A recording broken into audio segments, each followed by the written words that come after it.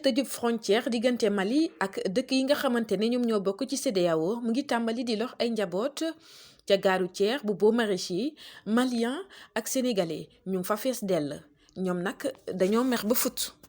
mais problème mu CEDEAO ñu tëj Mali amul intérêt ci nun sénégalais yi amul intérêt ci maliens yi ndax nun sénégalais yi daanaka ni nun fii boo xoolee 80% yi ay sénégalais la te ci la ñuy liggéey ci la ñuy am lu ñu yóbbu suñu kër. d'accord mën nañoo dund ci leneen lu dul lii d'accord mais tëj frontière Mali buñ koy def wala feneen warul yem ci président yi CEDEAO président yi kese moomuñu ko askan wi ñoo ko gérer du président yi kese ñoom ñooy xool li ñuy xool di kii war nañ mën a sédd seen askan. Bon, cette décision, bon, pour une première fois, la décision elle est très très mal faite par la CEDEAO parce que le Mali est un pays indépendant après tout. Si le Mali décide de choisir Goïta comme président, je pense que la CEDEAO ne doit pas s'opposer. De un, le Mali fait partie de la CEDEAO.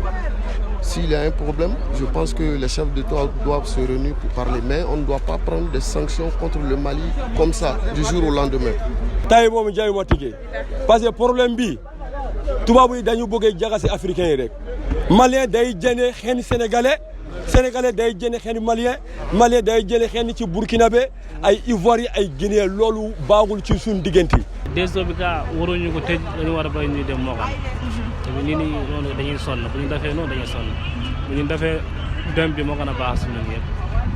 ñuy duut baaraamu tuuma njiit yi nga xamante ne ñoom ñoo ŋànk CEDEAO te di leen dànkaafu nag ci seen doxalin rek ci teq-teq yi nga xamante ne ñoom ñoo am ca Mali.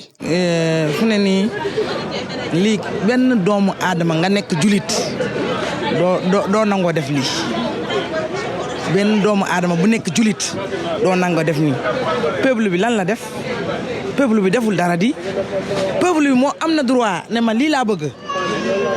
waaw bu ñuy sanctionné kay sanction criminelle bi waruñu ko def bu ñuy façon sanction criminelle nit waru koo def.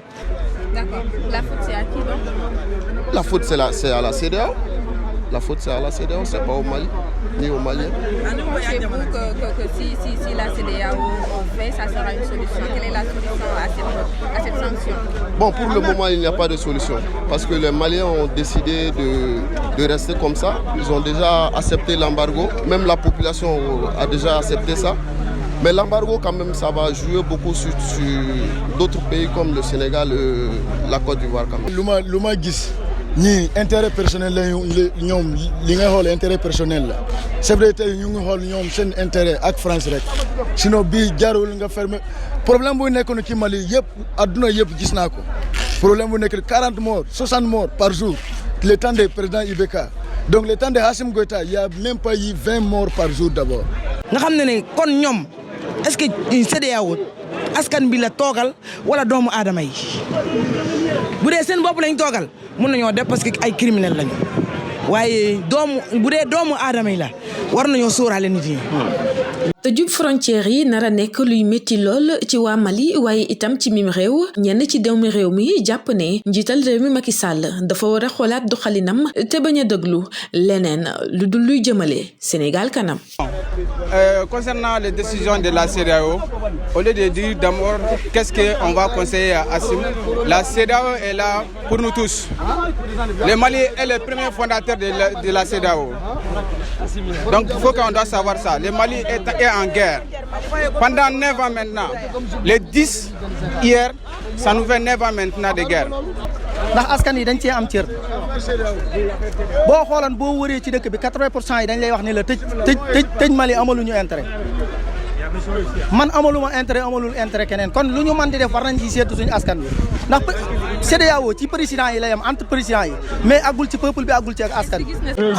xoolal garage bi nu mu mel nii kenn mënul am foo dem kenn mënul ñëw kenn mënul am foo dem loolu fan lañ ko teg kon lii terroriste mi nekk Mali kon ñoom ñoo ko fa indi parce que ñoom ñi ngi foofu mënuñoo lijjanti leen ñii ñëw na commencé bëgguñoo lijjantil léegi pour lan ñoom ñu ne du am. yaa ngi dégg am na Mali xamante ne seen i yaay ay sénégalais la seen i papa ay malien lañ am na ivoirien xamante ne seen i maam jóge na ko Mali pour dem ci Côte d'Ivoire am na burkina bay xamante ne seen i maam jóge na ci Burkina dem feneen yaa ngi dégg lu ñu def du yoon tubaab dañu bëgg ñu jaxase africain nit ku ñuul war ku nangu loolu parce que problème lan man mënu jóge fii Sénégal léegi ni koy damay dem jaxase France ay Belgique boobu mënu nekk. Malien yi di taxaw temm ngir jàppale ki nga xamante ne moom moo di colonel Assimi Goïta ñu koy jël rek ne naam sax ndogal gi nga xamante ne moom la jël ngir tëj frontières yi dina métti ci ñëpp waaye bu mu tax benn yoon mu teggi tànkam wala sax muy dellu gannaaw. Voilà le conseil Assimi Goïta, le président Assimi Goïta, moi je le soutiens. Voilà, toute la jeunesse africaine le soutient. Si tu dis pourquoi, quand on prend les années que Assimi Goïta est venu trouver Ibeka en train de piller le Mali avec son fils Karim Kandi Keïta, qu'est-ce qu'ils ont foutu au Mali? Il y a des difficultés au Mali. Les gens même n'ont même pas arrivé à payer un sac de riz pour donner les femmes. C'est un problème au Mali.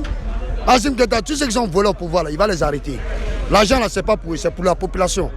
Moi-même, mes parents sont dans le nord.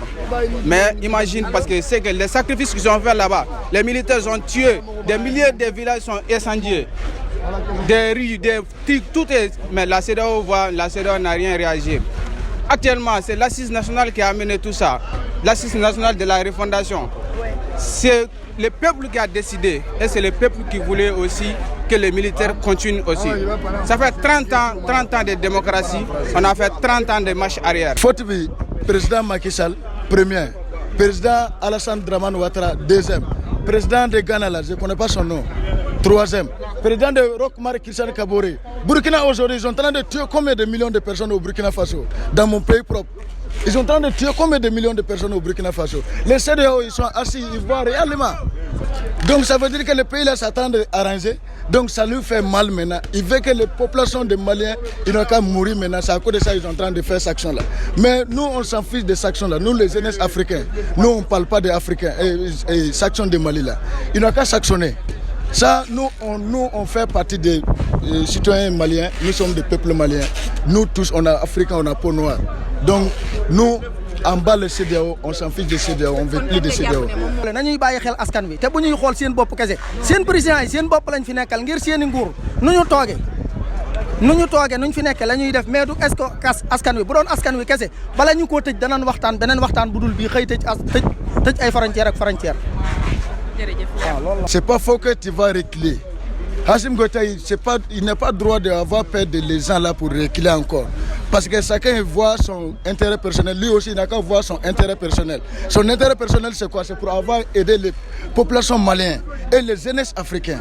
di fàttali rek ne ñii di njiital CEDEAO amaloon nañu ab ndaje fële ci Accra ci juróom-ñeenti fan ci weerub janvier ngir rek jël ndogalu tëj bépp frontière boo xamante ne dox na seen diggante ak Mali li wundu bi leen dogal nag ñeel toogaayu colonel Assimi ci bopp réewub Mali te amalul benn yoon ay élection yoo xamante ne da koy fal.